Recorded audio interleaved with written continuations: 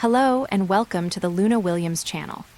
I know you're here to relax, unwind, and drift into sleep while listening to tonight's story. Before you close your eyes, make sure to like, subscribe, and comment below where you're tuning in from so we can see our global community growing together. New stories are shared daily, created to calm your mind and guide you gently into rest. Now get comfortable, lower the volume, and let go of the day. Let's begin our journey into endless, resting dreams. Before we begin, let me share something small with you. This story started, late one night, while everything was silent, a small idea turned into a story in my head. That moment of imagination became the world you're about to hear. This is an original story written for this channel. The frost did not bite Elara, it courted her. It settled upon her eyelashes like diamond dust and wove through the loose strands of her silver blonde hair, turning them brittle and bright. To anyone else, the air in the Solstice Keep was a physical assault, a temperature so absolute in its plummet that it could stop a beating heart in minutes. To Elara, it was simply the atmosphere of her existence, a suffocating, beautiful cage. She walked through the ruins of what had once been the fortress's greenhouse. Centuries ago, before the exile, before the curse, this place had likely teemed with medicinal herbs and vibrant orchids. Now, it was a mausoleum of ice. The skeletal remains of ancient ivy clung to the stone arches, preserved in crystal-clear rime. Elara reached out, her pale fingers hovering over a statue of a weeping maiden. She didn't touch it. She had learned long ago that her touch was not a gift. Last month, a sparrow had found its way through a crack in the high dome, seeking shelter from the mountain gale. Elara had tried to warm it. She had cradled the shivering thing against her chest, weeping when the heat of her skin didn't soothe it, but rather, the unnatural chill radiating from her core turned the bird's blood to slush. It had died hard and silent. Since then, she touched nothing living. Monster, the wind howled through the shattered panes above. Protector, her wolf whispered back, a lie that tasted like ash. The white wolf was restless today. Elara could feel the phantom itch beneath her skin, the ache in her bones that signaled the beast's desire to surface. It wanted to run, it wanted to hunt, but to shift was to surrender. When the white wolf walked, the temperature dropped until the very stones cracked. When the white wolf howled, blizzards answered, burying valleys and suffocating villages miles away. So, Elara remained in her human skin, shivering not from cold, but from the effort of containment. She pulled her heavy woolen cloak tighter, though it offered no warmth she actually needed, serving only as a barrier between her and the world she destroyed. She turned to leave the greenhouse, intending to retreat to the library where the fireplace offered a psychological comfort, if not a physical one. Then, she felt it. A ripple. It wasn't a sound. The fortress was buried under 6 feet of snow, sound was deadened here. It was a vibration in the magic that saturated the air, a disturbance in the stasis she had inadvertently created. The wards at the base of the mountain pass, ancient, crumbling things she had reinforced with her own icy will, had snapped. Elara froze, her breath misting in a cloud that instantly crystallized and fell to the floor. Visitors were impossible. The locals in the valley below called this the peak of the silent death. Even the most foolish adrenaline seekers turned back when the air grew thin and the cold began to hallucinate in their minds. Rogue? Her wolf pricked its ears in her mind's eye, a low growl rumbling in her chest. Elara moved. She didn't run. Running felt too human, too frantic. She glided through the stone corridors, her footsteps silent on the flagstones. The fortress was a labyrinth of gray stone and blue ice, a place out of time. She reached the great hall, where the massive oak doors stood barred against the eternal storm outside. She paused, pressing her hand against the wood. Through the thick timber, she felt a heat. Faint, flickering, dying, panic, sharp and unfamiliar, spiked in her throat. If someone was out there, they were already dead.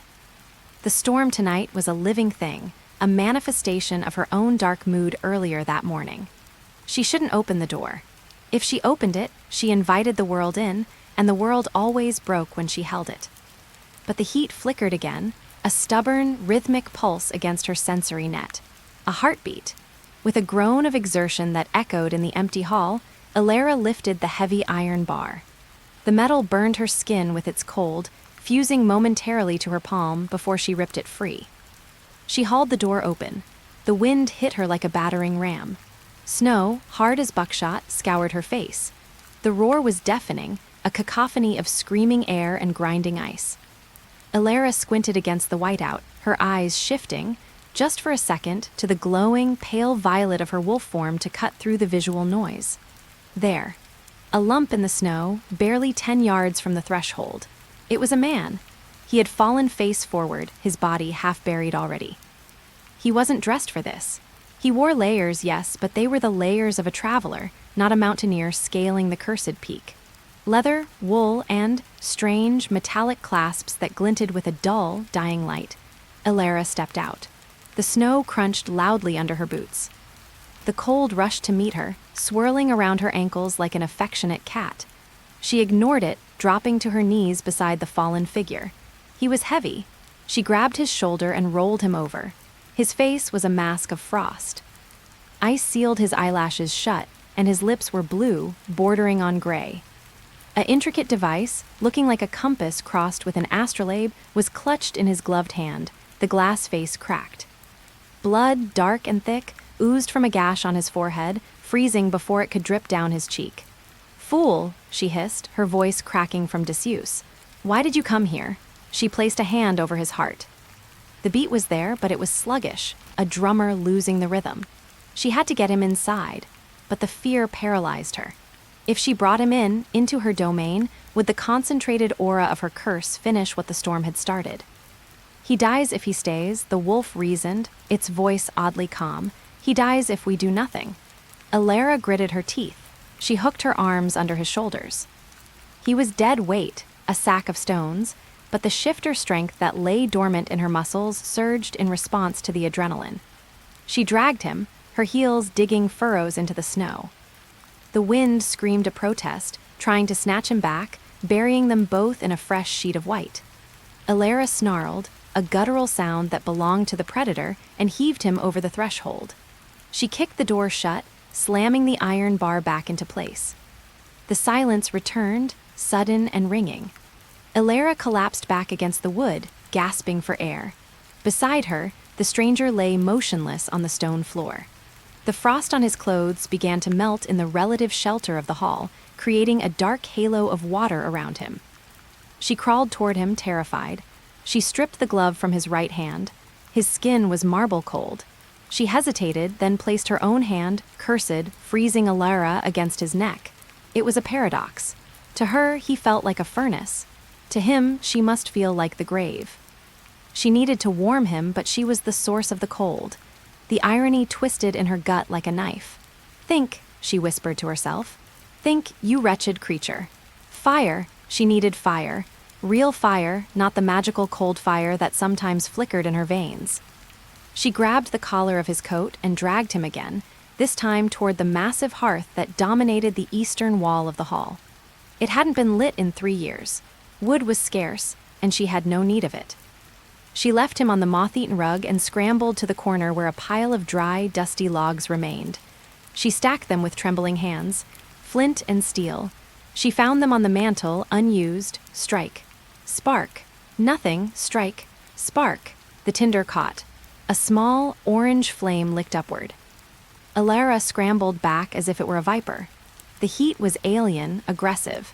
It pushed against the ambient chill of her body, making her skin prickle painfully. She forced herself to stay close, feeding the fire until it roared. Then, she turned back to the stranger. He was groaning. Elara froze. She scrambled backward, putting 5 feet of distance between them, pulling her cloak up to hide the lower half of her face. She shouldn't be seen. If he saw her, he would see the monster. He would see the pale hair, the colorless eyes, the aura of winter that distorted the air around her. The man coughed, a wet, hacking sound. His eyes fluttered. They didn't open fully, just slits of consciousness in a face of exhaustion. He tried to push himself up and failed, his arm collapsing under him. His voice was a ruin, a rasp of sandpaper on stone. The reading, Elara stayed silent, pressed into the shadows. "The variance," he mumbled, his eyes roving blindly toward the ceiling. Astounding. He wasn't making sense. Delirium. The hypothermia had scrambled his mind. He turned his head, and for a moment, his gaze seemed to lock onto her shadowy figure. His eyes were dark, intelligent despite the haze of pain. He didn't scream, he didn't recoil, he squinted. "The frost," he whispered, looking not at her face, but at the air shimmering around her. "It breathes." Then his eyes rolled back, and he slumped into unconsciousness once more. Elara sat in the darkness, the fire crackling beside her, casting long, dancing shadows against the walls of her prison. She looked at her hands, pale and deadly. She had saved him for the moment, but as the fire grew hotter, she could feel the balance of the fortress shifting. The ice in the corners of the room began to weep. Her control was slipping. She wasn't just a woman hiding a wolf anymore. She was a jailer who had just let a thief into the vault, and she had no idea what he had come to steal. The heat was a physical weight, pressing against Elara's chest like a heavy woolen blanket soaked in hot water. To anyone else, the fire crackling in the blackened hearth would have been a mercy, a beacon of life against the howling void outside the fortress walls. To Elara, it was an irritant, a fever. She paced the length of the solar, her bare feet silent against the stone floor. Wherever she stepped, a delicate filigree of frost bloomed on the granite, fading only seconds after she moved on. The fortress, the citadel of morning, was reacting to her agitation. The ancient stones groaned, a low, tectonic rumble that vibrated through the soles of her feet. Above, the vaulted ceiling, obscured by centuries of shadow and cobwebs frozen into crystalline sculptures, dripped condensation. "The balance is wrong," her wolf whispered, a prowling presence in the back of her mind. The wolf didn't speak in words, but in impulses, a desire to extinguish the flames, to let the biting cold reclaim the room, to return to the stasis of the freeze. Elara stopped by the heavy oak table where she had laid the stranger. He was still unconscious, his breathing shallow and ragged. The firelight danced across his face, highlighting the sharp angles of his cheekbones and the dark smudges of exhaustion beneath his eyes. He didn't look like the hunters who usually came for her, men built of muscle and steel, smelling of stale ale and fear. This man smelled of parchment, dried ink, and something sharper. Ozone, crushed pine needles. She reached out, her hand hovering over the bandage she had wrapped around his torso. The wound had been nasty, a jagged tear caused not by a blade, but by the concussive force of the outer wards. He shouldn't have been able to cross the perimeter. The magic there was designed to pulverize bones. Yet here he was, her fingers twitched. A snowflake, perfect and six-pointed, materialized in the air just above his chest, spinning lazily. Elara snatched her hand back as if burned. She clenched her fist, crushing the snowflake before it could land on his skin. If she touched him directly while her emotions were this volatile, she wouldn't just chill him, she would freeze the blood in his veins. "Fool," she hissed at herself, turning away to stare into the fire. "Let him die of his wounds or kill him with your care. It makes no difference. I would prefer neither if it's all the same to you." The voice was a rasp, dry as brittle leaves. Elara spun around, her posture shifting instantly into a defensive crouch, a low growl vibrating in her throat before she could suppress it. The stranger was awake. His eyes were open, glassy with pain but startlingly lucid. They were a pale, piercing gray, the color of a winter sky before a storm. He wasn't looking at her, though. He was looking at the ceiling, watching a drop of water fall from a thawing icicle. The thermal dynamics of this room. He wheezed, trying to push himself up on his elbows before collapsing back with a grimace. Are fascinatingly impossible. Elara remained by the hearth, the fire at her back casting her silhouette long and imposing over him. "You should not be moving." The wards nearly shattered your ribcage. He turned his head slowly, wincing. When his gaze finally landed on her, Elara braced herself for the flinch. The scream, the inevitable realization that he was trapped in a room with the white wolf, the monster of the northern wastes. Her hair was stark white, her skin pale as milk, and even in human form, her eyes held the unnatural, luminescent violet of her shift. But he didn't scream. He squinted. "You're the source," he murmured, more to himself than to her. I am your captor, Elara corrected, her voice hard. She needed him to be afraid. Fear kept people away. Fear kept them safe from her. And you are a trespasser in the citadel. Ethan, he said, followed by a wet cough. He squeezed his eyes shut until the fit passed. My name is Ethan, and I'm not trespassing. I'm researching. Researching? Elara stepped closer, the temperature in the room dropping 5 degrees. The fire behind her hissed as the humidity rose. People come here to kill the monster or to steal the treasures of the old world. Which are you, Ethan, thief or executioner? He managed a weak, lopsided smile. I'm a scholar, and frankly, I'm terrible with a sword. I'd likely cut my own foot off before I managed to slay anything. He gestured vaguely with a trembling hand toward the stone wall beside him. The frost patterns, look at them. Elara frowned. She glanced at the wall. The frost was creeping up the masonry in jagged spikes, reacting to her rising anxiety. It is ice. It kills. That is all you need to know. No, Ethan insisted, his voice gaining a thread of strength from sheer intellectual stubbornness. Look closer. It's not fractal. Natural ice forms in fractals. This is geometric, hexagonal structures repeating in a sequence. It's not just cold, it's a language or a cipher. Elara froze. She looked at the wall again. She had lived with this curse for 5 years, ever since her 18th winter. She had seen the ice destroy crops, freeze livestock in the fields, and drive her family to cast her out. She had never looked at the shape of it. She just saw the white death. But he was right. The frost wasn't random. It was weaving together in rigid, interlocking shapes that looked less like nature and more like masonry, like a blueprint. You're hallucinating from the pain, she dismissed, though her heart hammered against her ribs. I know what I see, Ethan whispered. He shivered violently, his teeth beginning to chatter. The fire wasn't enough. The ambient cold she radiated was seeping into his bones. Elara realized with a jolt of guilt that while she was overheating, he was going into shock. You need warmth, she said abruptly. She moved to the pile of furs in the corner, pelts of great bears and winter wolves that had died of natural causes in the valley. She grabbed a heavy cloak and marched back to him. Wait, he gasped as she leaned over to drape it over him. He reached out, his fingers brushing her wrist. The contact was electric. Usually when someone touched her, they recoiled instantly from the unnatural chill of her skin. But Ethan didn't pull back. His eyes widened, his pupils blowing wide. It's not cold, he breathed, staring at her arm.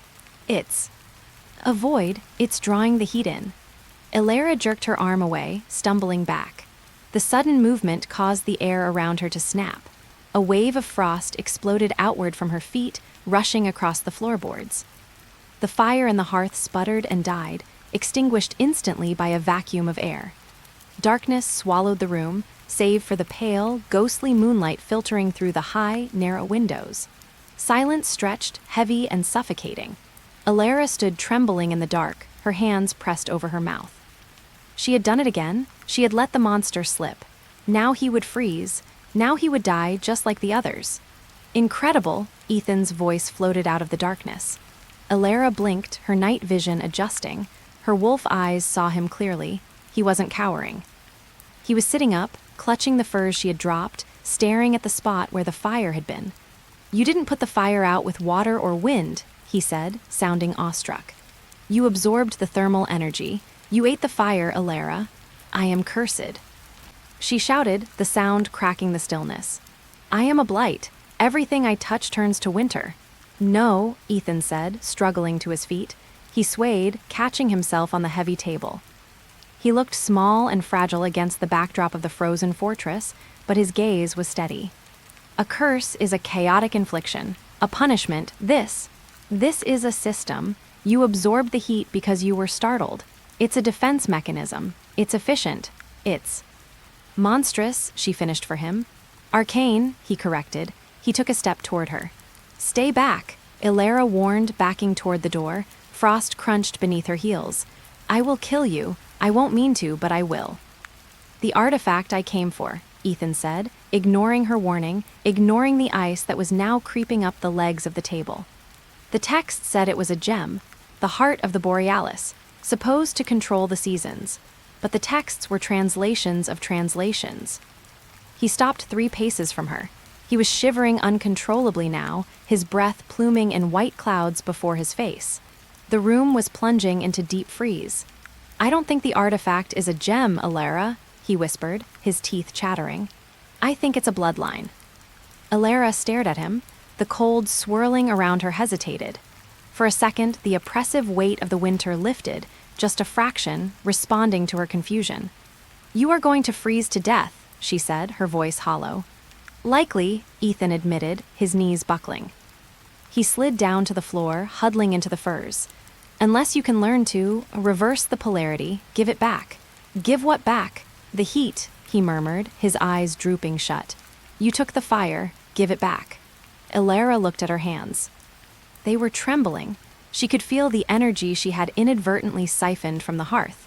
It sat in her chest, a burning knot of stolen warmth, alien and uncomfortable.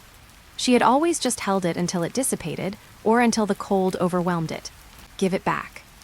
She looked at the dying man, the scholar who saw geometry in her destruction. She knelt beside him, terrified. Slowly, agonizingly, she placed her hands on his shoulders. She didn't try to warm him. She didn't try to be human. She simply focused on that knot of stolen fire in her chest and imagined opening a door. Push. The sensation was nauseating. It felt like vomiting light. But beneath her palms, the frost on Ethan's cloak hissed and turned to steam. A flush of color returned to his pale cheeks. He gasped, his eyes flying open, not in pain, but in shock. Elara pulled back, gasping for air, feeling the familiar, numbing cold rush back into her own veins to replace the heat she had expelled. Ethan stared at her, wide-eyed, the steam rising from his shoulders wrapping him in a mist. "Theory confirmed," he whispered, before unconsciousness finally claimed him again. Elara sat back on her heels, surrounded by the weeping ice. For the first time in 5 years, the silence of the fortress didn't feel like a tomb. It felt like a waiting room. The silence that followed Ethan's collapse was heavier than the snow piling against the fortress walls. It wasn't the empty, hollow silence Elara had grown accustomed to over 5 years of exile. It was pregnant, expectant, a held breath waiting to be released. Elara remained on the stone floor for a long moment, her hands hovering over Ethan's chest. The frost that usually coated her skin like a second layer of dermis had receded, leaving her fingertips flushed a pale, unnatural pink. She flexed them, staring at the color. It looked alien. It looked human. "He is heavy," her wolf murmured, a drift of thought in the back of her mind. "But he is warm." Elara shook her head, dispelling the creature's curiosity. The wolf was usually a source of torment, a feral winter storm trapped in a ribcage, but tonight it was strangely subdued, lulled by the expenditure of power. She couldn't leave him on the foyer floor. The draft from the cracks in the massive oak doors was biting, even for her. Elara hooked her arms under Ethan's shoulders. He was dead weight, a sprawl of damp scholar's robes and leather satchels, but the curse that blighted the land also granted her the strength of the apex predator she shifted into. With a grunt of exertion that echoed in the vast hall, she hauled him up. His boots dragged across the flagstones, leaving wet streaks through the thin layer of frost that perpetually coated the floor. She navigated the corridors of the fortress, her prison, her sanctuary, by memory.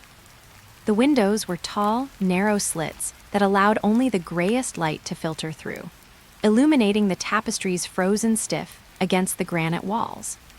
The figures woven into the fabric, ancestors of her pack who had long since disowned her, were obscured by crystals of ice, their eyes hidden behind veils of white rime. She brought him to the solar. It was the only room in the fortress that retained heat, thanks to its position over the geothermal vents deep within the mountain. Vents even her presence couldn't fully freeze. Elara deposited him onto the velvet chaise near the darkened hearth. She didn't dare light a fire. The last time she had tried, the flames had turned blue and shattered like glass, exploding outward in shrapnel of frozen ash. Instead, she piled furs over him, heavy pelts of bear and elk that smelled of dust and cedar. Then, she retreated. She sat in the high-backed chair in the furthest corner of the room, pulling her knees to her chest. She watched the rise and fall of his chest. It was a rhythm she hadn't seen in half a decade. 1, 2, in, out, it was terrifyingly fragile. Hours bled into the afternoon. The storm outside battered the glass, demanding entry, but the solar held its tenuous warmth. Elara dozed, her sleep shallow and filled with dreams of avalanches. A sound, a dry, hacking cough, snapped her eyes open. Ethan was moving. He struggled against the weight of the furs, his hand flying up to clutch his throat. Elara was on her feet instantly, her instinct to flee warring with a strange, magnetic pull to aid him. She grabbed a pitcher of water from the side table. A thin crust of ice had already formed on the surface. She shattered it with her thumb, the sound like a gunshot in the quiet room, and poured a glass. She approached him slowly, as one might approach a trapped animal. Or perhaps, she realized, he was the one who should be wary of the predator. "Drink," she said, her voice raspy from disuse. Ethan blinked, his eyes unfocused. They were the color of old parchment and moss, intelligent, sharp, and currently glazed with pain. He took the glass with a trembling hand. His fingers brushed hers. He didn't flinch.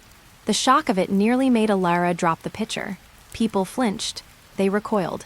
They made warding signs against the white curse. Ethan merely downed the water in 3 desperate gulps and held the glass out for more. She refilled it. He drank again, slower this time, then slumped back against the cushions, closing his eyes. "I am not dead," he croaked.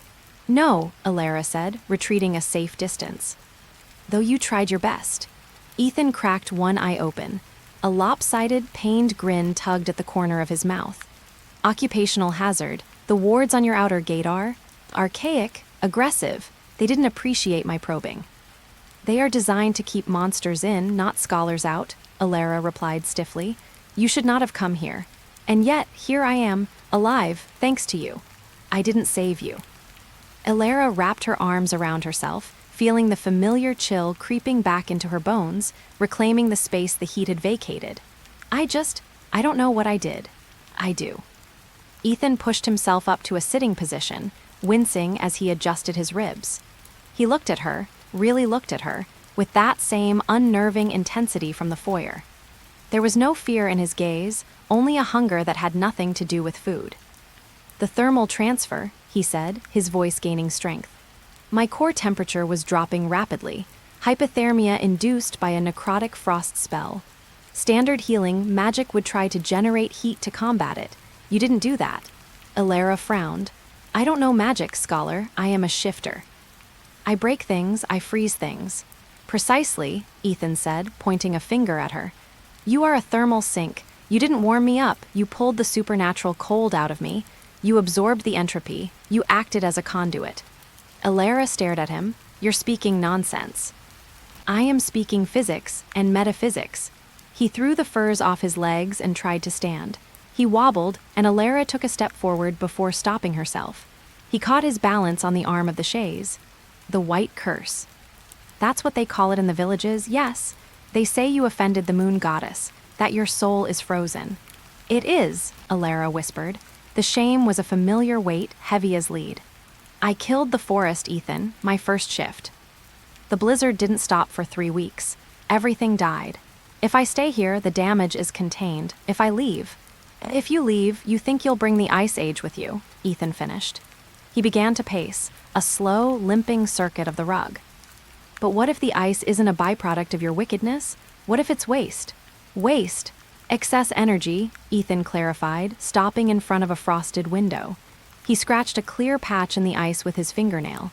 "Elemental shifters are myths, extinct. But the texts I've translated from the first era speak of wolves who didn't just shift into beasts, but into forces of nature. Storm, fire, earth, winter." He turned to face her, his eyes shining. "You aren't cursed, Elara. You are a winter shifter.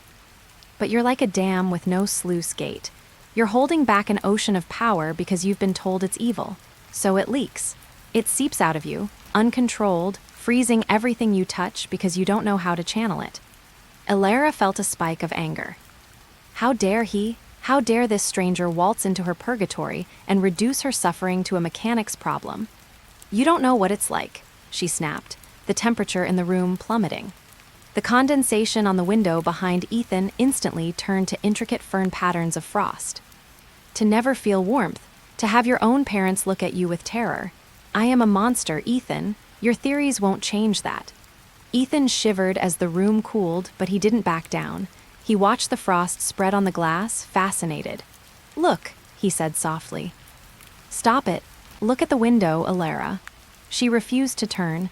She could feel the wolf pacing inside her, agitated by his challenge. The frost, Ethan said, his voice gentle now. It didn't shatter the glass. It didn't explode. It grew. It's structured, geometric. Elara turned her head reluctantly. The pattern on the glass was indeed perfect, a fractal spiral of ice, delicate as lace. When you saved me, Ethan continued, stepping closer. He stopped just outside of arm's reach. You took the cold into yourself. You controlled it. For a split second, you weren't a victim of the winter. You were its master. Elara looked at her hands. She remembered the sensation, the rush of cold entering her veins, not as pain, but as fuel. It had felt. Right. What do you want from me? She asked, her voice trembling. I want to prove it, Ethan said. I want to study the phenomenon. I want to teach you how to open the sluice gate so you don't drown in your own magic. And if you're wrong, Elara met his gaze. If I open this gate and I can't close it, if I freeze you solid?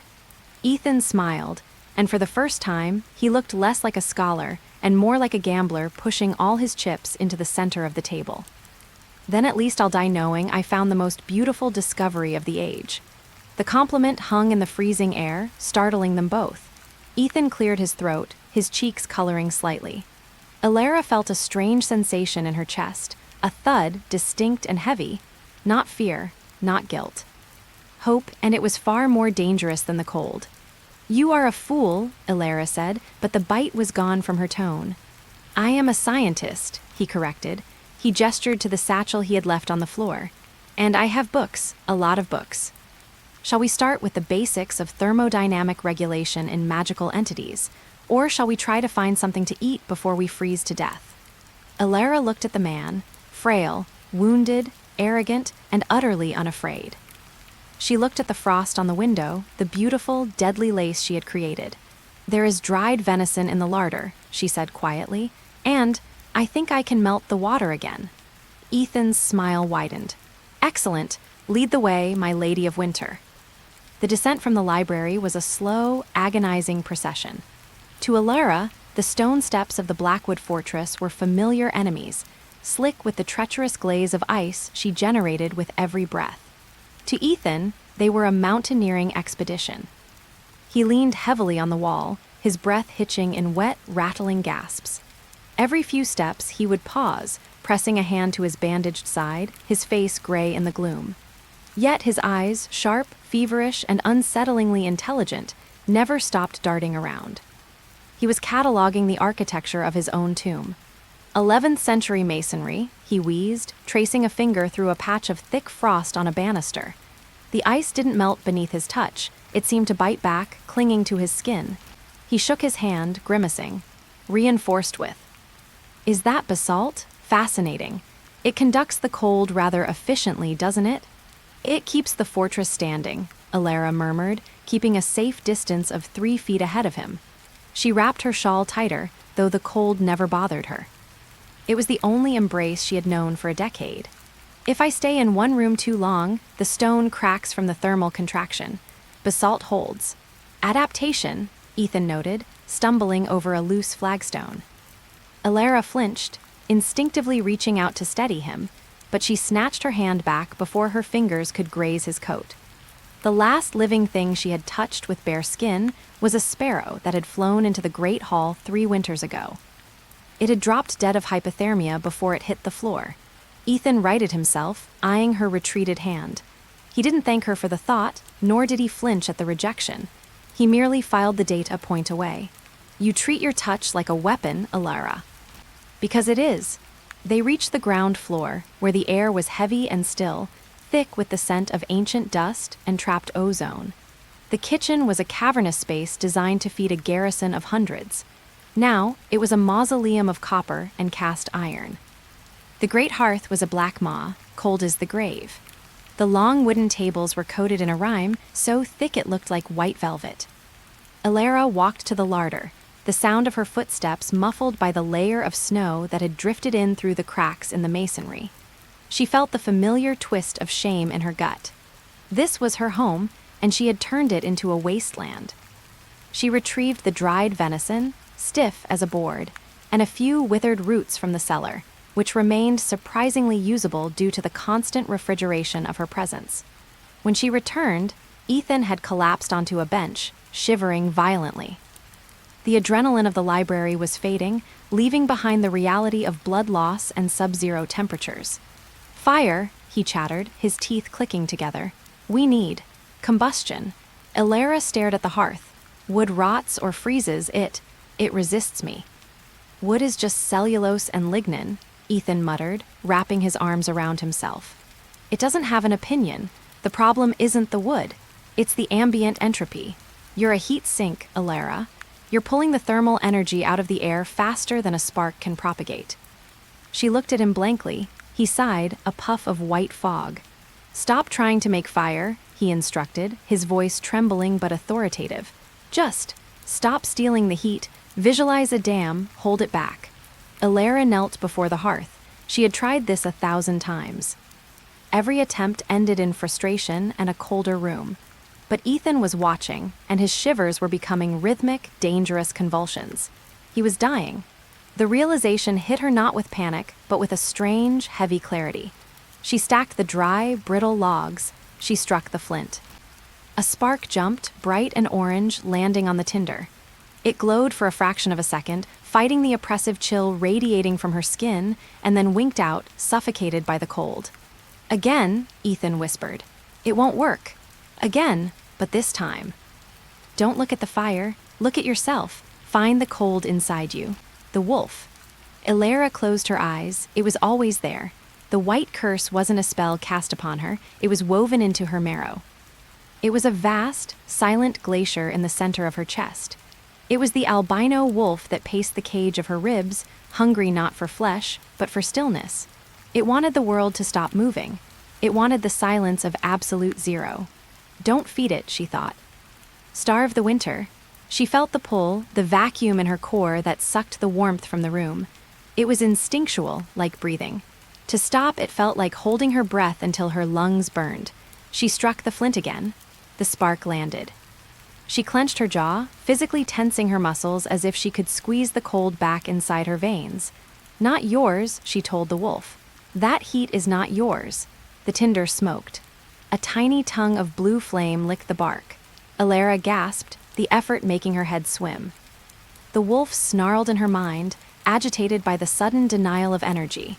The air around her shimmered, the frost on the floor creeping backward an inch. "Breathe," Ethan coached, his voice sounding closer now. "Don't fight it, regulate it.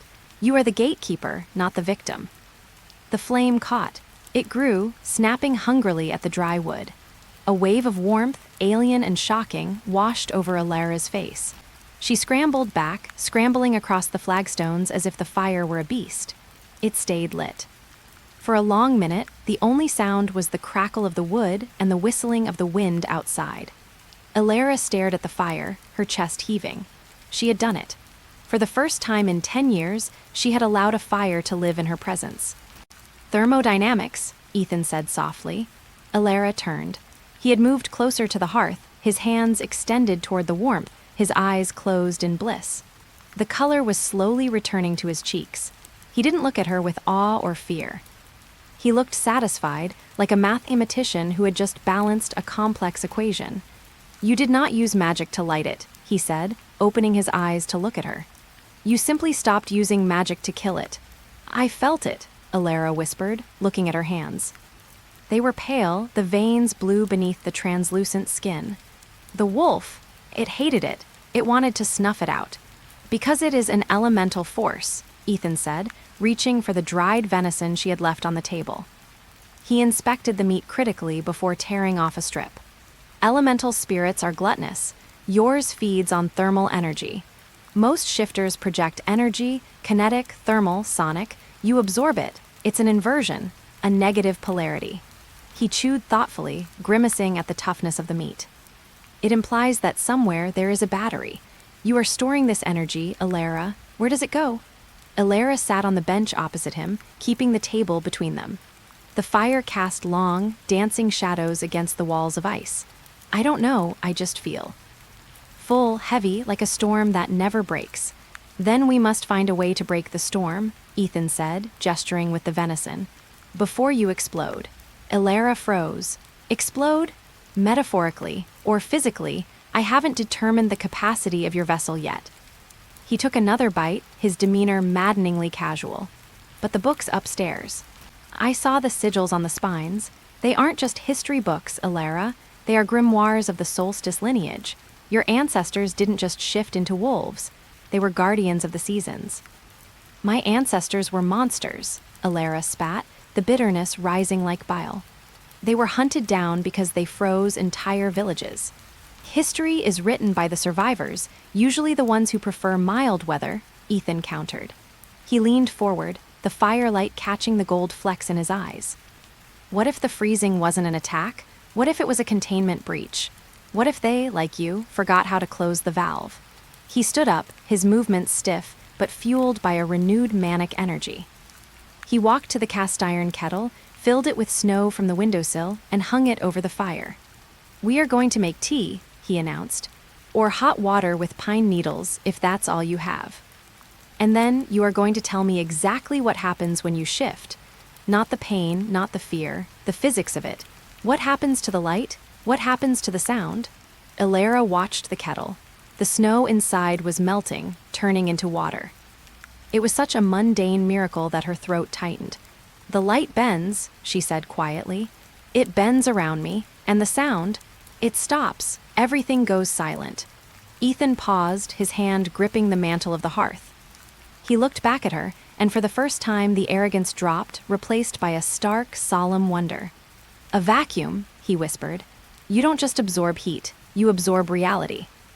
A sudden, deep thrum vibrated through the floorboards, a sound like a massive heart beating deep within the stone of the fortress. The fire flared violently, turning blue, then settled back to orange. Elara stood up, her eyes wide.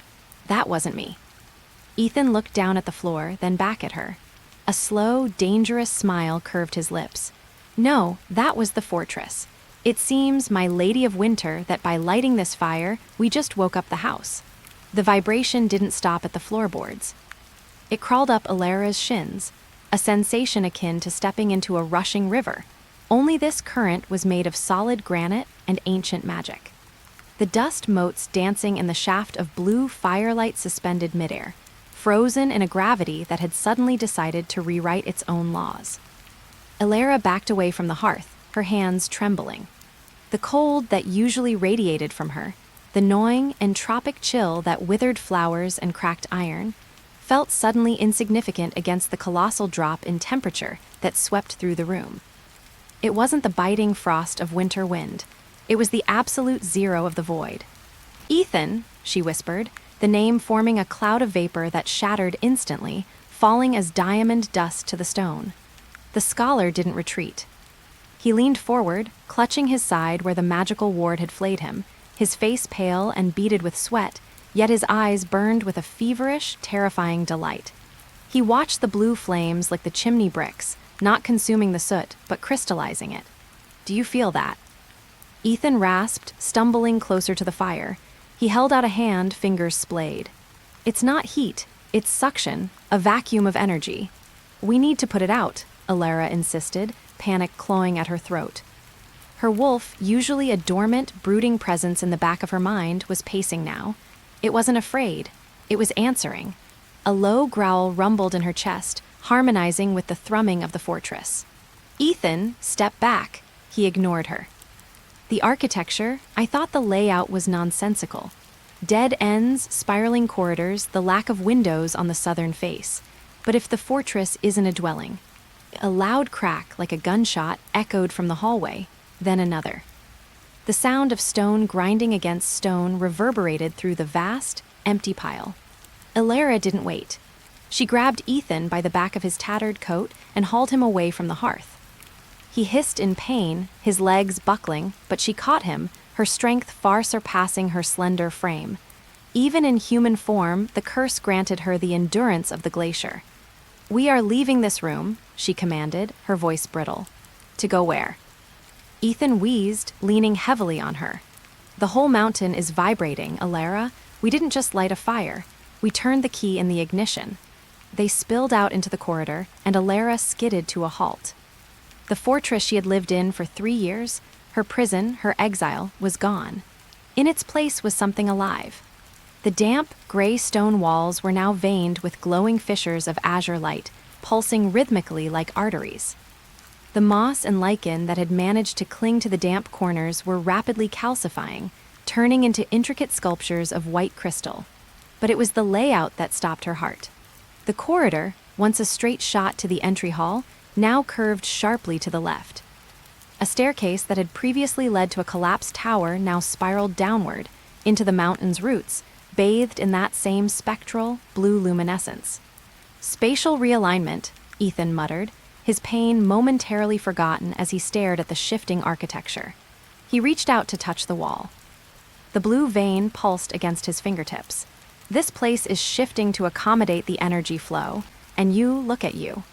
Elara looked down at her hands. Her skin, usually pale as milk, was translucent. Beneath the surface, her veins weren't blue or red.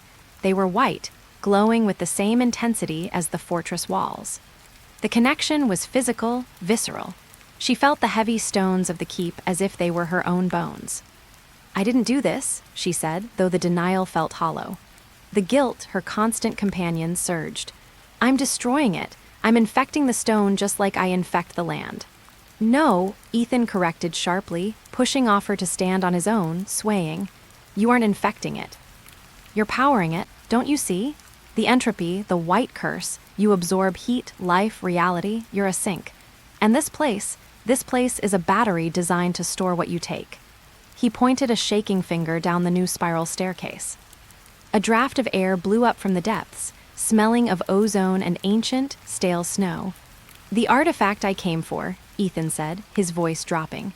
"The texts called it the heart of the solstice. I assumed it was a gem or a wand. But the translation used a word that also means core or engine." Elara stared into the dark descent. Her wolf wanted to go down. It pulled at her psyche, a magnetic demand that made her knees weak. "You think the fortress is the artifact. I think the fortress is the machine," Ethan said. "And you are the fuel source it has been waiting for." A deep, metallic groan echoed from below, followed by the sound of tumblers clicking into place, massive, stone tumblers the size of carriages. "We have to go down," Ethan said, taking a step toward the stairs. "You're bleeding," Elara snapped, blocking his path. "You can barely stand. If we go down there and this machine decides it wants more than just my ambient cold if it wants all of me." "Then we find out the truth," Ethan interrupted, his gray eyes locking onto hers. There was no judgment in them, only a desperate need to know. "Elara, you've spent 3 years thinking you're a monster because you freeze everything you touch. What if you were never meant to just exist? What if you were built for a purpose? Wouldn't you want to know what that is?" The question struck her harder than the cold. A purpose, not a curse, but a function. She looked at the glowing veins in her arms, then at the staircase. The fear was still there, a knot of ice in her stomach, but curiosity, dangerous and seductive, began to uncoil beside it. "If you fall," Elara said quietly, "I cannot carry you and fight whatever is down there." "If I fall," Ethan smirked, though it was tight with pain, "leave me." It would be a poetic end for a scholar, don't you think? Frozen in the heart of a mystery. "I don't like poetry," Elara muttered. She took the lead, stepping onto the first stair. The stone didn't feel cold under her boots. It felt welcoming. They descended in silence, the air growing heavier with every turn of the spiral. The blue light intensified, casting long, dancing shadows that looked too much like wolves running alongside them. The thrumming heartbeat grew louder, a bass note that rattled Elara's teeth. After what felt like descending into the center of the earth, the stairs ended. They stood before a massive circular door, crafted not of stone, but of a silvery metal that Elara had never seen. It was covered in frost, but the frost formed distinct patterns, constellations, but not from the sky above. These were star charts of a different era, In the center of the door was a depression, a handprint. Ethan limped up to it, tracing the metal. Pre-scourge alloy. Impervious to magic, highly conductive to thermal energy. He looked at Elara. He didn't say anything. He didn't have to. Elara approached the door. The air here was so cold that Ethan's breath was starting to hitch, his movements slowing as hypothermia clawed at the edges of his adrenaline. If she didn't open this, he would die just from standing near her in this confined space. She raised her hand. Her fingers matched the depression perfectly. Not just the size, but the shape of the nails, slightly elongated, sharp, claws. The print was designed for a shifted hand. Or a hand mid-shift. "It wants the wolf," Elara whispered. "Then give it the wolf," Ethan urged, his voice slurring slightly. Elara closed her eyes. She usually fought the shift, suppressed the beast that brought the winter. Now, she let the barrier drop. She didn't fully transform, but she let the white curse surge. Her fingernails lengthened into translucent talons. Her skin hardened, shimmering with frost. Her eyes snapped open, no longer human blue, but the violet of a twilight snowstorm. She slammed her hand into the metal depression.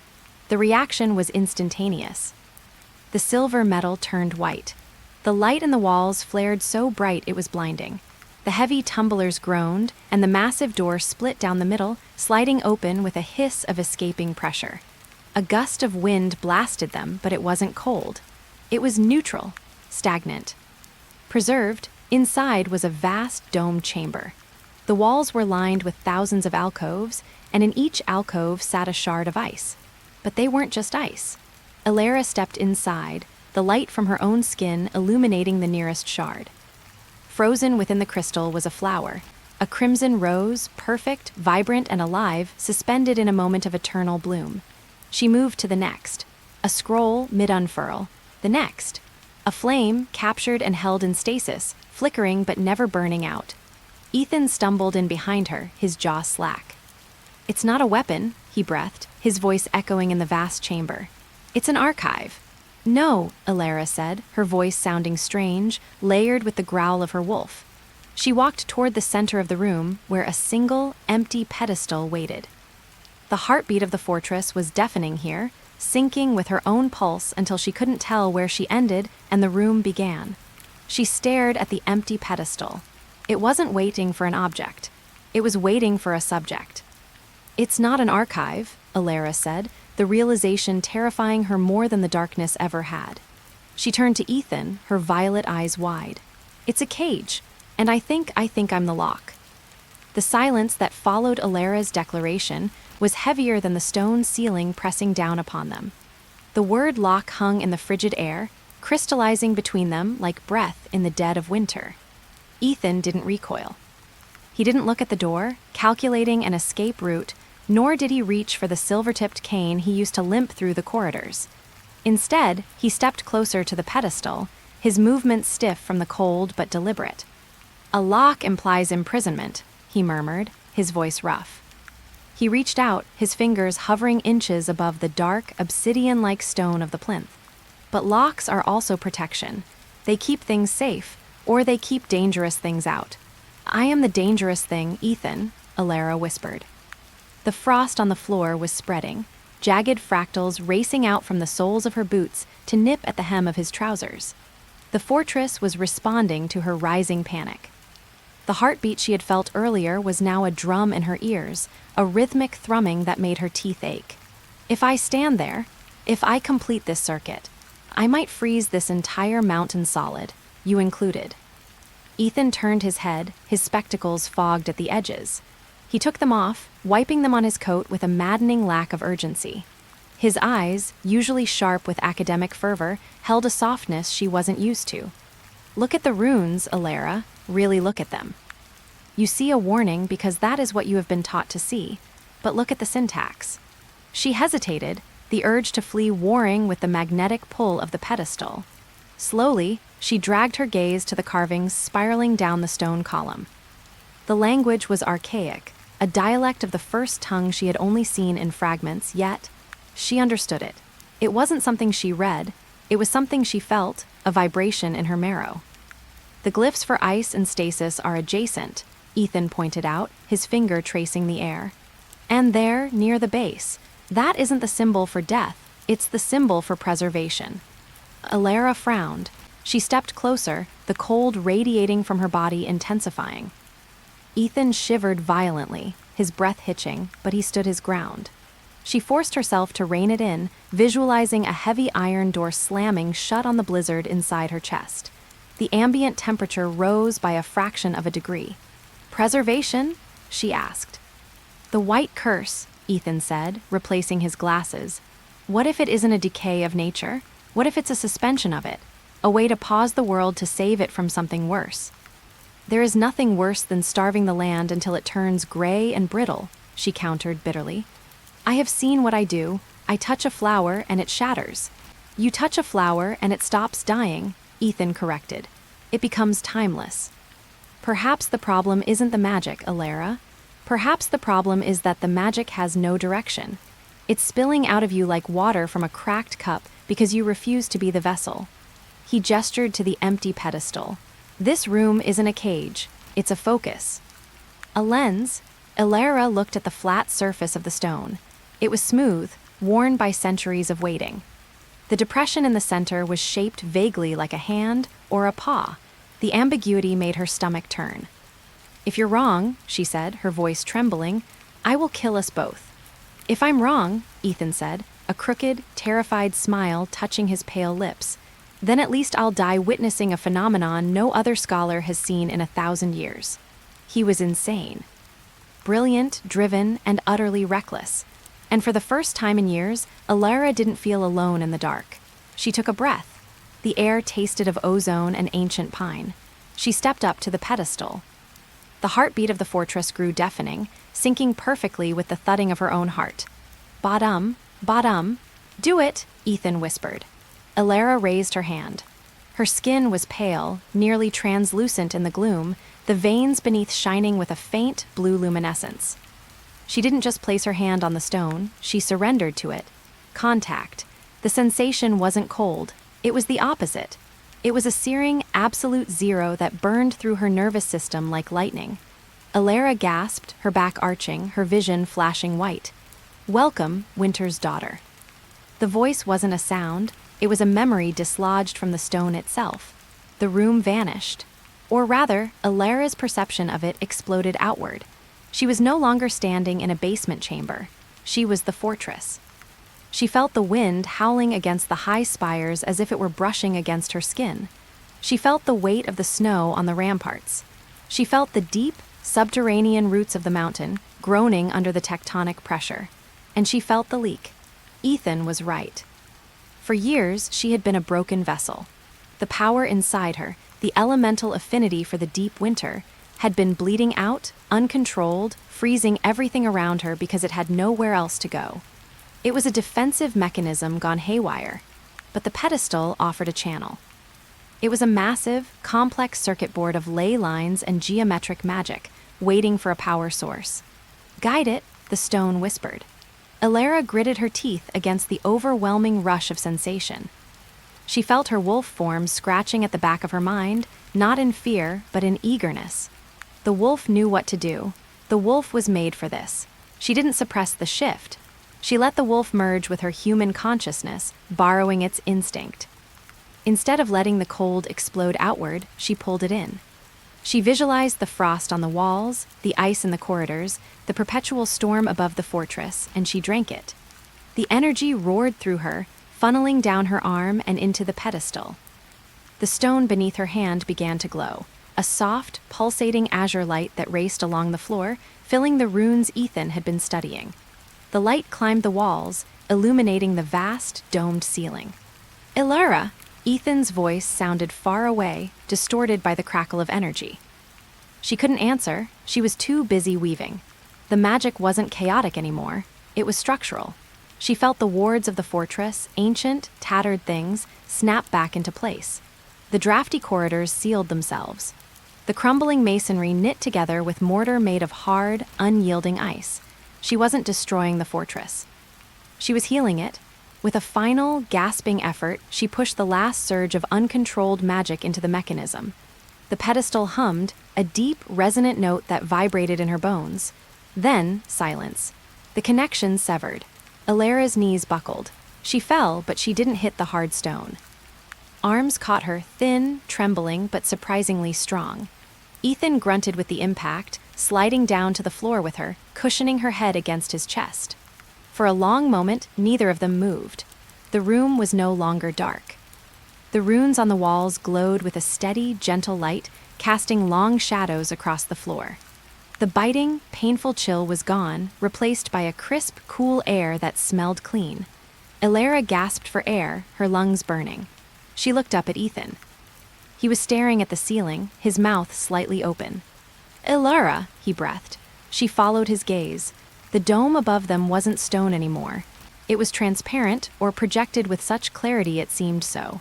They were looking up at the night sky, past the layers of rock and snow. But the storm, the perpetual blizzard that had shrouded her location for 5 years, it was gone. The sky was a tapestry of stars, sharp and brilliant, and weaving through them were ribbons of aurora borealis, shifting from green to violet, the exact shade of Elara's eyes. "You stopped the storm," Ethan said, looking down at her, his face illuminated by the starlight. "You didn't just contain it, you integrated it." Elara pushed herself up, her limbs heavy. She looked at her hands. The frost that usually coated her fingertips was gone. Her skin looked human. "I didn't stop it," she whispered, the realization terrifying her in a new, profound way. She could feel the reservoir of power beneath her feet, humming, waiting for her next command. "I just turned the weapon off." Ethan helped her stand, his hand lingering on her arm. The fear of her touch seemed to have evaporated from him completely. "Not a weapon," he corrected firmly. "A shield, this fortress. It wasn't built to hide a monster, Elara. It was built to house a guardian." A deep, grinding sound echoed from the corridor outside, the sound of heavy stone doors, sealed for centuries, slowly grinding open. Elara looked toward the exit, her heart skipping a beat. "What have we woken up?" Ethan adjusted his glasses, a spark of dangerous curiosity returning to his eyes. "I believe," he said, "we have just rung the doorbell." The grinding of stone against stone ceased with a final, earth-shaking thud. Silence, thick and ancient, rushed back into the corridor, swallowing the echoes of the opening doors. Dust motes danced in the pale light radiating from Elara's skin, freezing midair and falling like diamond dust to the floor. Elara stood rooted, her bare feet numb against the flagstones. The instinct to shift, to bury herself in the thick white fur of the wolf and run until her lungs burned, clawed at the back of her throat. It was the survival mechanism of a hunted thing, a reflex honed by years of exile. But Ethan's presence, heavy and warm beside her, anchored her human form. "Rung the doorbell," she repeated, the words tasting like ash. "And if no one answers, then we let ourselves in," Ethan wheezed, adjusting his glasses.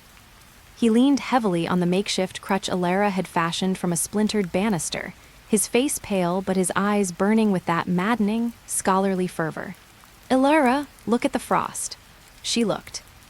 Usually, the ice that trailed in her wake was jagged, chaotic, a physical manifestation of her inner turmoil. But here, at the threshold of the newly opened chamber, the frost patterns on the floor weren't random. They were symmetrical, geometric. They spiraled out from her feet toward the darkness ahead, forming a path of intricate fractals that matched the carvings on the archway. "It's not attacking the stone," Ethan whispered, limping forward before she could stop him. "It's completing it." Elara reached out, grabbing his elbow to steady him. "Careful, you can barely walk, let alone dodge a trap. There are no traps for the key, Elara, only for the thief." He glanced at her, his expression softening. "And you are certainly no thief." They crossed the threshold together. The air inside changed instantly. The damp, stagnant smell of the outer fortress vanished, replaced by a scent so crisp it stung, like the air at the peak of a mountain where the clouds touch the snow. As they moved deeper, the darkness receded, not because of a torch, but because the walls themselves began to wake.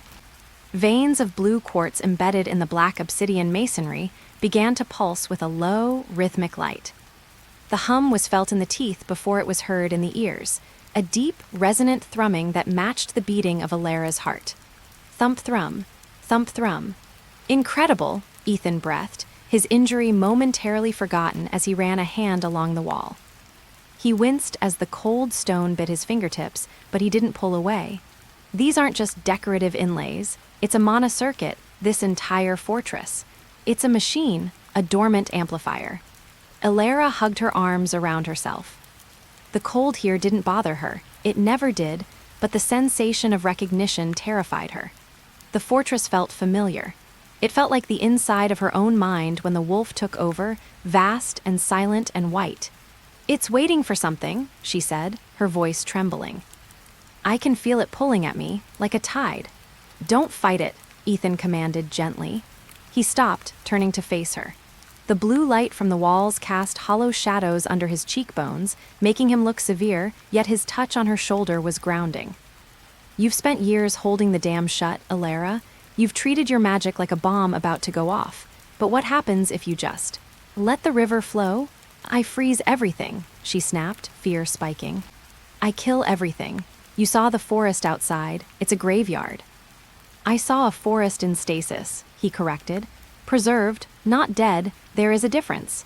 He gestured to the center of the vast circular chamber they had entered. "Show me." In the center of the room stood a dais of clear crystal, rising from the floor like a growing stalagmite. Suspended above it was a sphere of dark, swirling metal, rotating slowly in defiance of gravity. Elara approached the dais, her steps hesitant. The closer she got, the louder the hum became. The wolf inside her whined, not in pain, but in anticipation. It wanted to answer the call. She looked back at Ethan.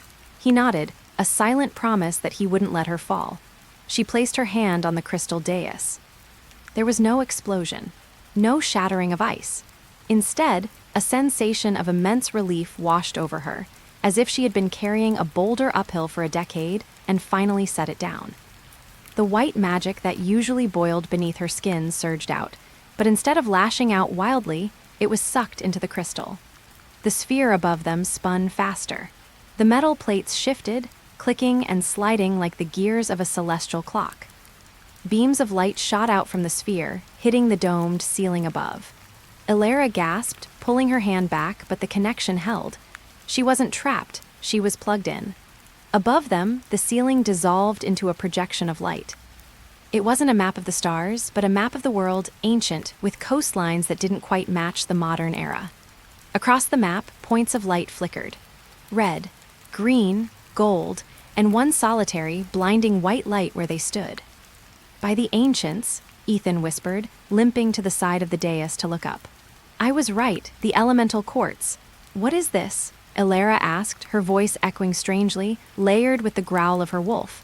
She felt powerful. She felt terrifyingly huge. "It's a monitoring system," Ethan said, his eyes darting across the projection. "Look, the red lights. Fire shifters, they are concentrated in the south. The green, earth or flora in the Great Valleys, but look at the balance." Elara forced her eyes to focus on the patterns. The red lights were expanding, their borders jagged and aggressive. The green lights were dimming, flickering out. The gold was scattered, broken. "The world is burning," Ethan murmured, the horror evident in his tone. Slowly, unnoticed by those of us living brief human lives, the magical ecosystem is overheating. The fire affinity is unchecked. He turned to Elara, his eyes wide behind his cracked lenses. "The white curse." "Elara, it's not a curse. It's a coolant system, a correction." Elara stared at her hands. Frost was creeping up her arms, turning her skin into living marble, but it didn't hurt. "I'm a coolant?" "You are the winter," Ethan said, his voice rising with excitement. "The world needs a winter to sleep, to recover, to keep the heat from consuming it. This fortress, the Guardian, it was meant to regulate the seasons of magic, but the line was broken. The Guardians were forgotten, until you."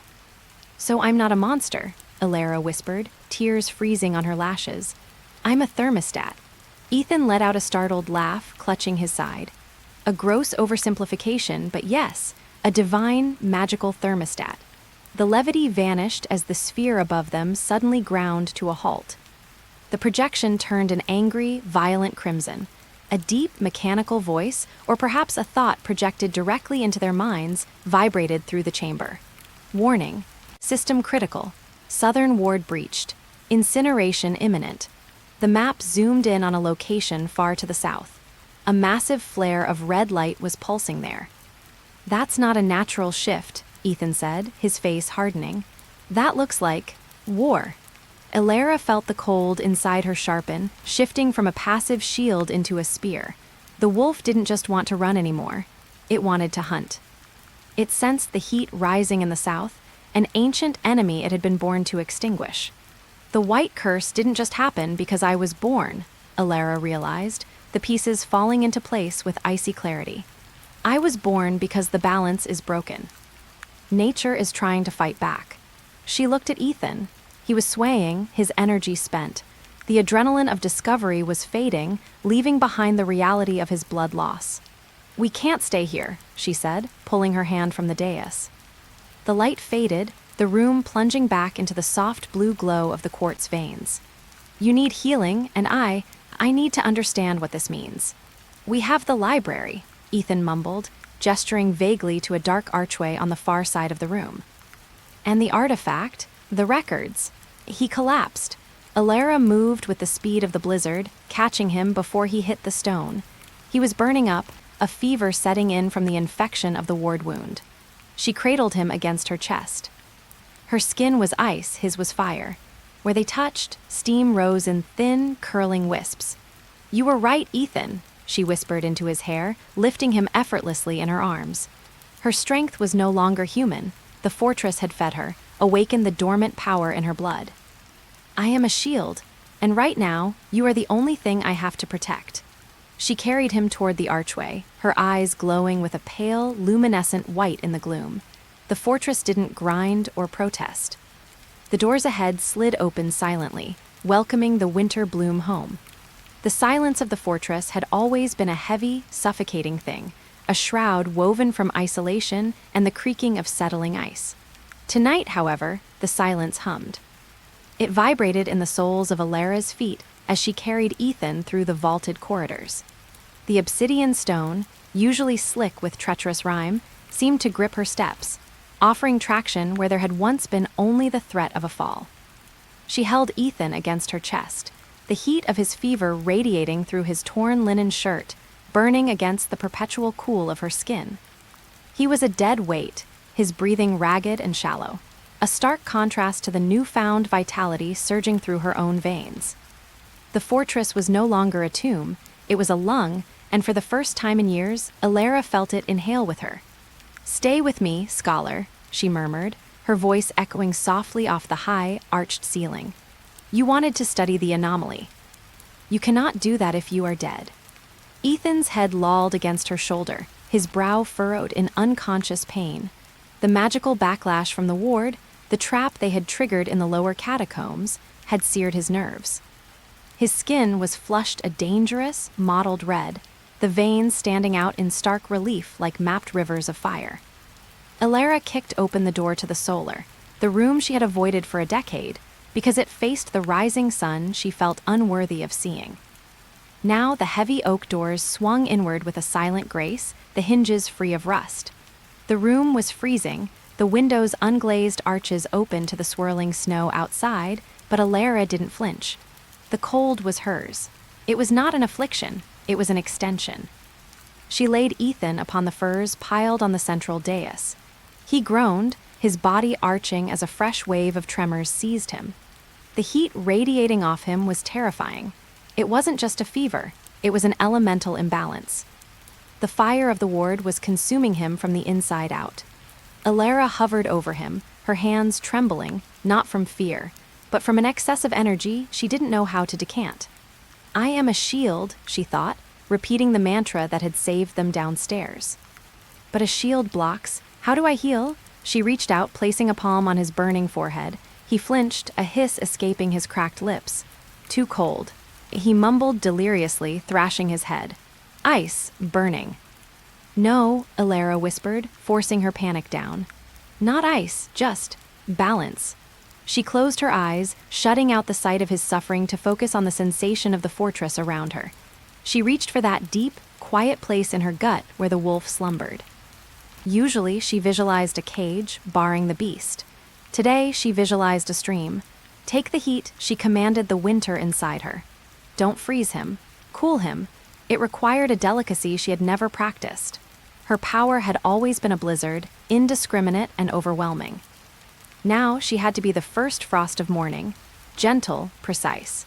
She imagined drawing the angry red heat out of his skin and replacing it with the stillness of falling snow. Under her hand, the frantic pulse in Ethan's temple began to slow. The mottled redness on his neck receded, chased away by a soothing pallor. Ethan's breathing deepened, the jagged hitch in his inhalation smoothing out into a rhythmic slumber. Elara opened her eyes. Her hand was glowing with a faint, crystalline blue light. Wisps of vapor rose from where her skin touched his, the fever evaporating into the frigid air. She pulled back, staring at her own hands. They weren't monstrous claws, they were instruments. Fascinating, a rasping voice whispered. Elara jumped, her gaze snapping back to Ethan. His eyes were open, glassy and exhausted, but the keen intelligence behind them was sharp as ever. He was watching her, not with the gratitude of a saved man, but with the hunger of a scientist witnessing a breakthrough. "You should be resting," Elara chided, though her voice lacked its usual bite. She grabbed a fur blanket and tucked it around his shoulders, her movements brisk to hide the sudden vulnerability she felt under his scrutiny. The thermal exchange. Ethan coughed, wincing as he shifted to prop himself up on an elbow. "You didn't just suppress the ambient temperature. You acted as a heat sink. You drew the pyroclastic energy out of my system and neutralized it."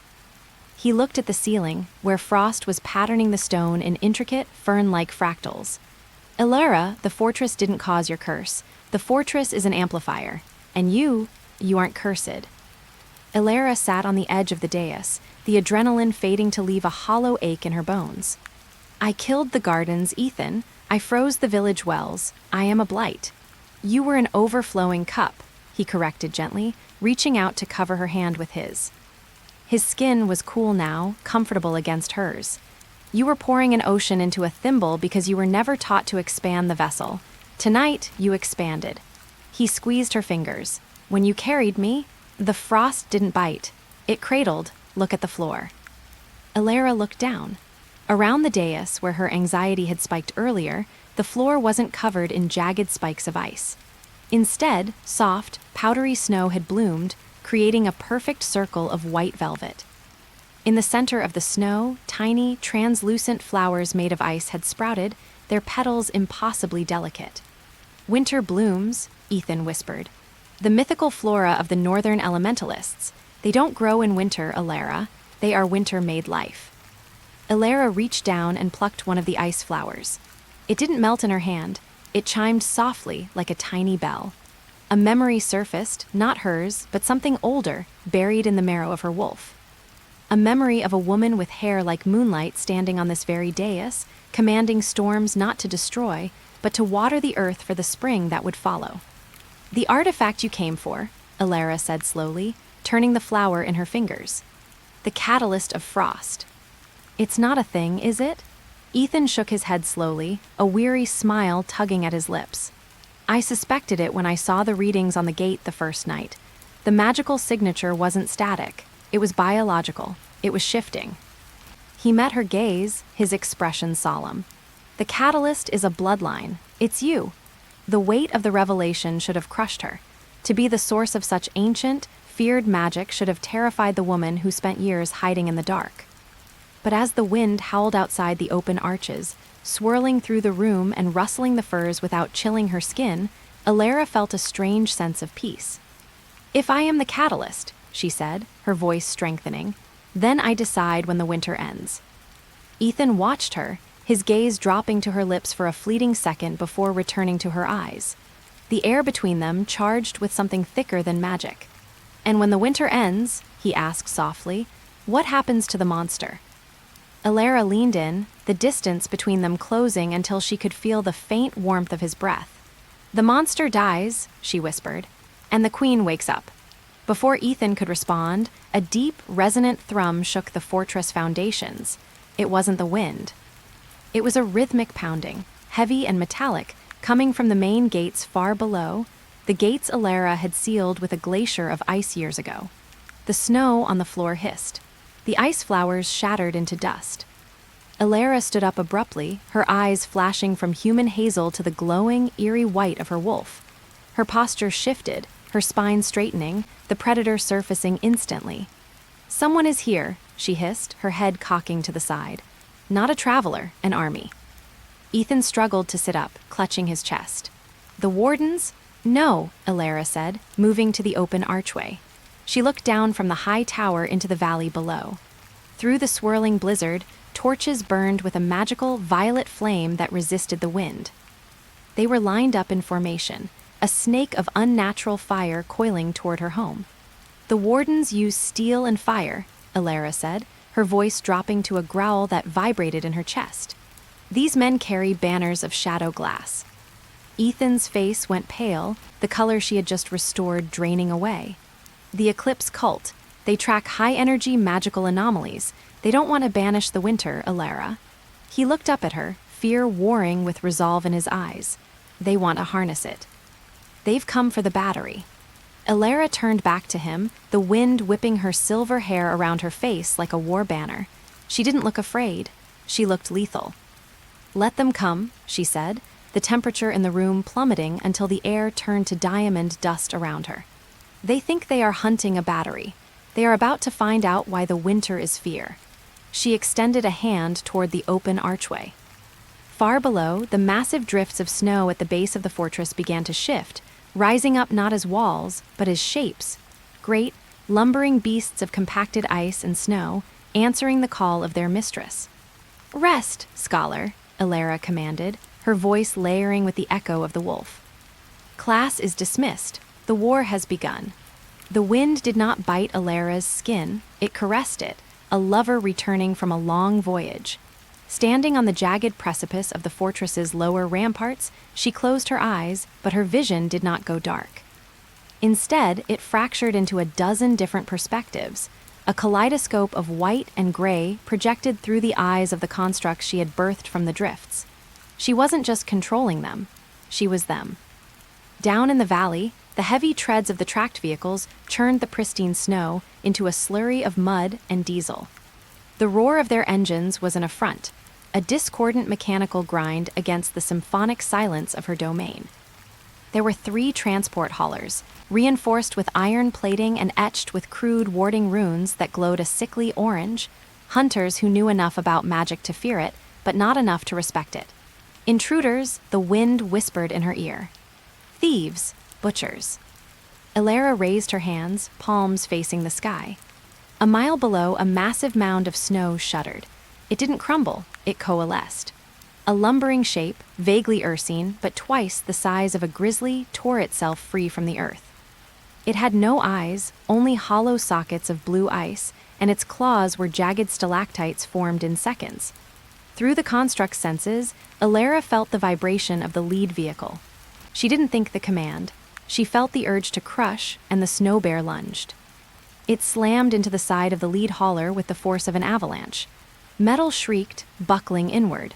The vehicle skidded sideways, its tracks throwing up a curtain of slush before it tipped, crashing onto its side. Men spilled out of the rear hatch, shouting in a language of panic and aggression, their breath pluming in the freezing air. "Open fire, it's a golem," one shouted, leveling a rifle that spat not lead, but streaks of alchemical fire. The flames licked the flank of her construct. Up on the ramparts, Elara hissed, clutching her side. A phantom burn seared her ribs. The connection was too deep, too raw. She had woven too much of her own nervous system into the ice. "Sever the pain," she muttered to herself, her breath misting. "Keep the control." She forced a mental wall between the sensation and the action.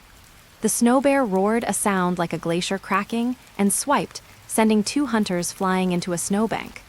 Behind her, the heavy oak door to the ramparts creaked open. She didn't turn. She couldn't. Her focus was a taut wire spanning the mountain. "You are bleeding." Ethan's voice was rough, strained by his own injuries, but devoid of fear. "I told you to rest," Elara said, her voice sounding distant to her own ears, layered with the harmonics of the howling wind. And missed the most significant display of cryomancy in the last 3 centuries. Ethan limped to the stone railing, clutching his bandaged side. He looked down into the valley, his eyes widening not with horror, but with the voracious hunger of a scholar witnessing a theory prove itself in real time. You aren't animating them. You're extending your proprioception into the water vapor. It's quantum entanglement on a macro scale. They have fire, Elara said through gritted teeth. Below, the hunters had rallied. They were setting up a tripod-mounted cannon. The barrel glowed cherry red. Alchemical fire, it hurts. They are using ignis salts, Ethan diagnosed instantly, his gaze locking onto the weapon below. It disrupts the binding energy of magical constructs. If that hits your center of mass down there, the feedback could scramble your neural pathways. Then I won't let them hit it. Elara twisted her wrists. On the valley floor, the snow beneath the tripod turned to liquid, then instantly flash froze into a sheet of frictionless ice. The gunner slipped, flailing, and the cannon discharged wildly into the sky, a streak of fire turning a cloud into steam. But there were more of them. A second vehicle had deployed a squad of men in white tactical gear. They moved with precision, flanking the snow bear.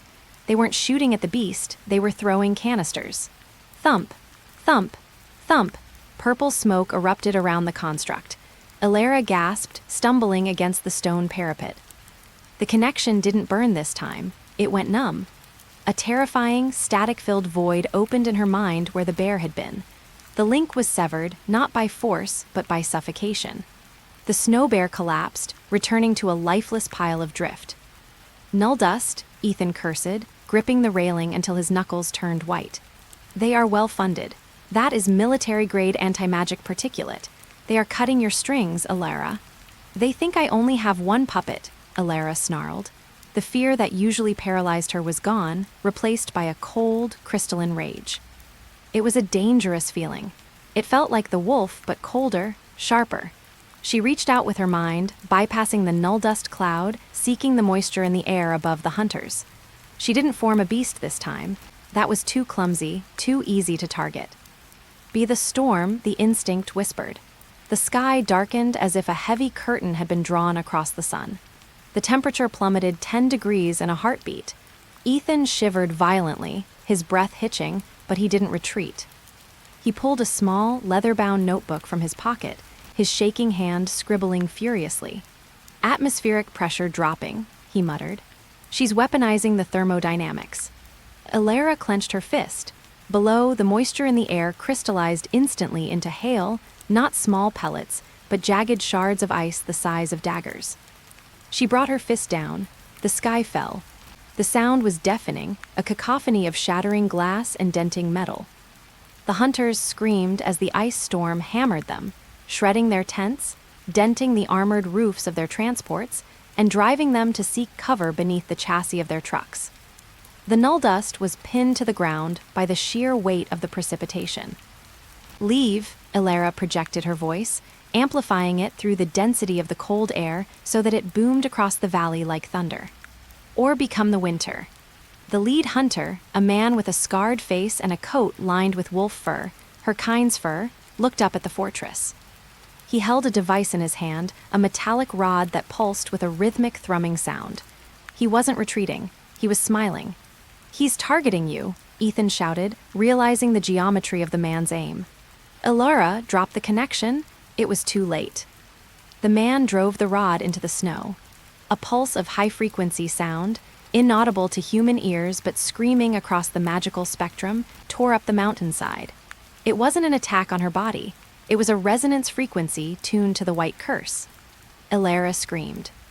It felt as though a hook had been driven into her chest and was being yanked out through her spine. The world tilted. The snow on the ramparts swirled violently, not at her command, but in response to her agony. She fell to her knees, clutching her head.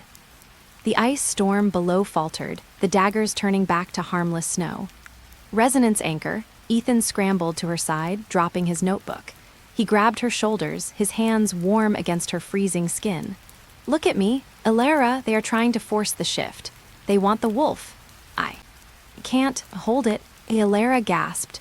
Her skin was rippling, the pale fur threatening to burst through. Her bones ground together, reshaping. But this wasn't a natural shift. It was a violation. It was painful, jagged, and wrong. "It hurts, Ethan." "Focus on the heat," Ethan commanded, his voice sharp and authoritative, the scholar taking charge of the classroom.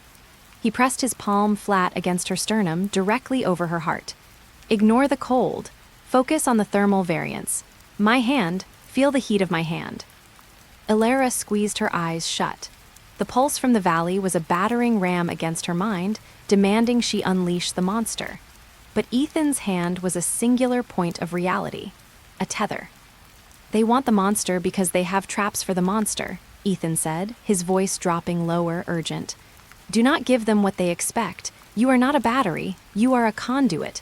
Invert the flow." "Invert?" She choked out, her eyes flying open. Her irises were entirely white, the pupils gone.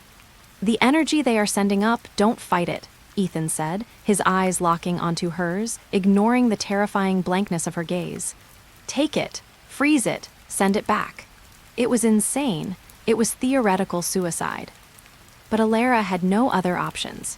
She stopped resisting the painful pulse. She opened the gates of her soul and let the intrusive frequency in. It burned like acid, but as it hit the core of her winter magic, she wrapped it in the absolute zero of her essence. She took the vibration and stopped it. For a second, the air around the fortress went perfectly still.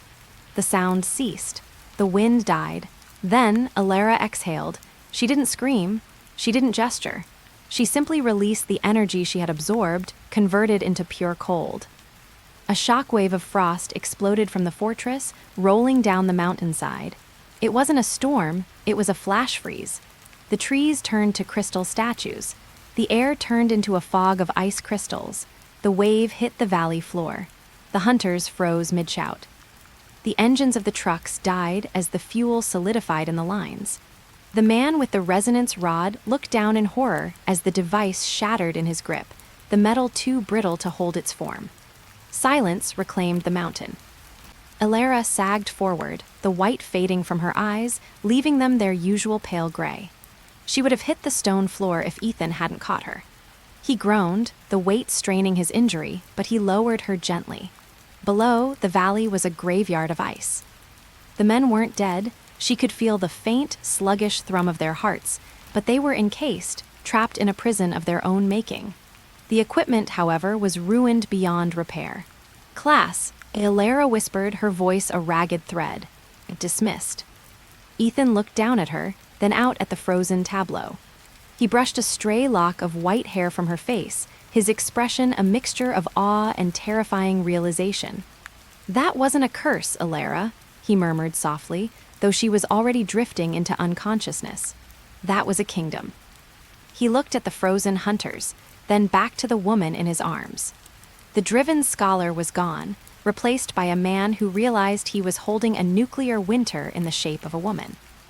And for the first time in his life, the logic of the arcane terrified him less than the beauty of the destruction.